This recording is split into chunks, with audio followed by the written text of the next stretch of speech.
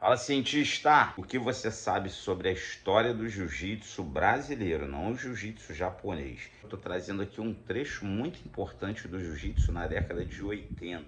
Terça-feira, às 2 da tarde, no meu perfil do Instagram, @Cristiano Carvalho Jiu-Jitsu, nós vamos ter uma live falando da história do jiu-jitsu com o multicampeão Robert Drysdale. Além de multicampeão, ele que é bacharel em História, sabe bem como é que a nossa história está sendo contada e registrada na Biblioteca Nacional. Então, se você quiser saber mais sobre a história do jiu-jitsu brasileiro e sobre realmente o que é verdade, você precisa acompanhar essa live. Então não deixe de curtir aqui esse vídeo, aproveitar, já se inscreva no canal, campanha para 100 mil inscritos. Tamo junto e não esqueça de dar essa força, só você pode me ajudar. Ouça! Hi, this is Shadi. Today we're going back to the 1980s and we're going to be looking at some classic Jiu-Jitsu footage. Now, today a lot of people have many complaints regarding Jiu-Jitsu, and particularly the gi. You have a lot of people complaining about the pulling guard and being very static and just overall being not as exciting as wrestling or no gi. So, for example, a lot of people just complain about the lack of gripping and immediately pulling guard and being unrealistic. But today's fight, it's not going to be this way. It's going to be the fight between Rickson and Rigan Machado. So first, if we were to look at it, you see the stance and then here a brilliant takedown. So first, let's talk about the stance. It's not so much a judo stance nor a wrestling stance. It's somewhere in the middle. You have bent knees and also a back that's not fully bent over like a wrestler, but not straight up like a judoka. So let's talk a little bit about what is called the Jigo Tai, or a self-defense stance. So this is from the 1913 Tiger Scrolls, and he's explaining that it is a low stance and also with bent knees, but you keep somewhat of a straight back because you want to attack, and also you don't want to be pulled to the ground very quickly, and at the same time you can get underneath your opponent very quickly with sacrificing techniques. So for example, here in the Nage no Kata, they explain that this is a Jiu-Jitsu grip and Jiu-Jitsu stance. When I'm talking about Jiu-Jitsu, I mean old Japanese Jiu-Jitsu. So you have the Jigotai, which is the self-defense stance. It is low. It is not the Shizen Hontai, or the natural stance that you see judo competitors use today. But here it is a low one, and it is used for a defensive posture, but at the same time always ready to attack. It's not a bent over person or a desperate person that's just gonna turtle. So now he follows it up with this grip. So he goes around the back, and Rigan immediately scoops up the leg and plants him down. Absolutely brilliant. So the first thing that we have is grip fighting and powerful throwing with amplitude. This throw is called Sukuinage, or a scooping throw. You can get it from many opportunities. So as they attack with their leg, because if you see Rickson try to hook his leg, but then he caught it and scooped up. Let's take a look at a competition example. You can go here and absolutely blast someone with this throw. It can be also like a double leg with a big pickup. It's not necessarily just one leg. So here Rickson tries to turn over from the pin and then keeps his frame up and defense. Rigan here is trying to go on the mount, but Rickson rolls over and turtles, but it's not a defensive turtle. In turtle, you can always be on the offensive, but it's a great way to protect you once your guard is passed. So he's gripping on the leg, if you noticed, and here he's trying to reverse like a fireman's carry, but off the ground, and Rigan is trying to strangle. So, but eventually Rickson rolls over and gets on top.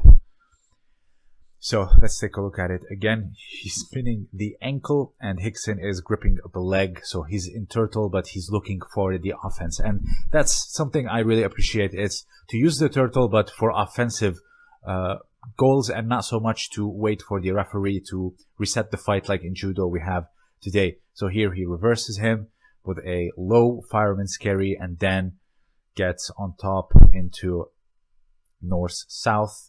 But Higan was, if you saw, he was actually trying to strangle. Very similar here, but he did not have the strangle on the neck fully tight, and also gripping the pants and trying to roll to the side, but he was unsuccessful. Rickson defended it brilliantly. Let's take a look at another example here. And rolls to the side, gripping the leg. Very similar to what he was trying to do, but again, Rickson was a step ahead. So let's continue. Rickson here is in north-south, or kami shiho gatame in Japanese terminology, and gripping here the pants. Now he turns over, goes a bit to the side, and now goes for a classical guard pass as Higan is trying to recover. But then Higan here pulls a brilliant scissor sweep from this very uncomfortable position. It was absolutely brilliant. So notice how this fight is constantly on the move. It's very dynamic. It is not static nor passive. Again, here Rickson is from the turtle, gripping the leg, looking to turn him over, and turns him over brilliantly. Let's take a look at it again. So he's gripping the leg, and then here he pulls him towards him to like a shin to shin, I believe they call it, and kicks over with sumigaeshi, roll over, and then gets into side control. So again, this is what I'm talking about, is when you're in turtle, so let's say someone passed your guard, so you turn over to not give them the pin or whatever it may be. Always think of offense. You can grab the leg and reap them like a double leg, like a fireman's carry, or here you can roll over. You can do so much from the turtle position if you know how to use it properly. It's not always to stall and for defense and to reset the fight like they do in judo. So it can be a brilliant position. We always find ourselves in it, but you should know how to use it, just like the guard. So here Rickson, what he's trying to do is put one of his knees on the hip so he can go into a mount position. It's not so much like what they do today, which is go with knee on belly and then mount from side control, but it's a classical transition.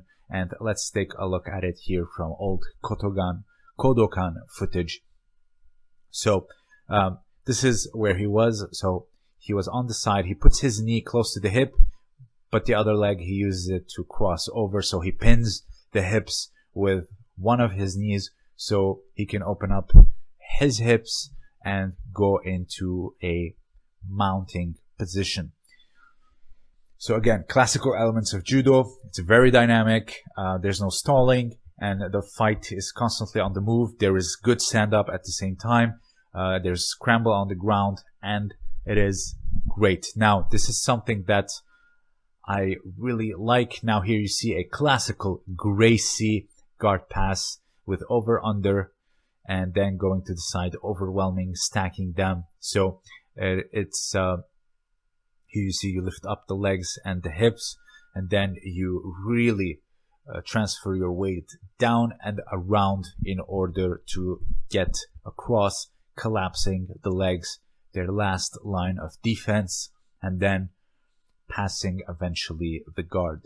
So again, classical elements of judo. Here you see Oda performing the same pass underneath the leg while the other one is blocking to prevent the triangle choke, and then collapses to the side and gets into a dominant position.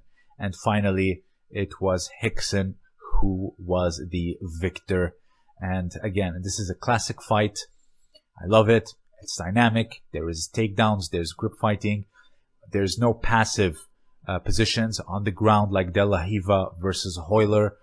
Promessa é dívida, conteúdo entregue. Não deixe de se inscrever, deixe aquele like. Comenta aqui o que você já escutou sobre a história do jiu-jitsu. Família Gracie tem mais peso, família Fada tem mais peso. Ambas as famílias têm peso na história do jiu-jitsu. O que você já escutou? Não deixe de se inscrever. Vamos chegar aos 100 mil inscritos. E terça-feira, no meu perfil do Instagram, às 2 da tarde, live com Robert Drysdale sobre história do jiu-jitsu. Não perca. Tamo junto.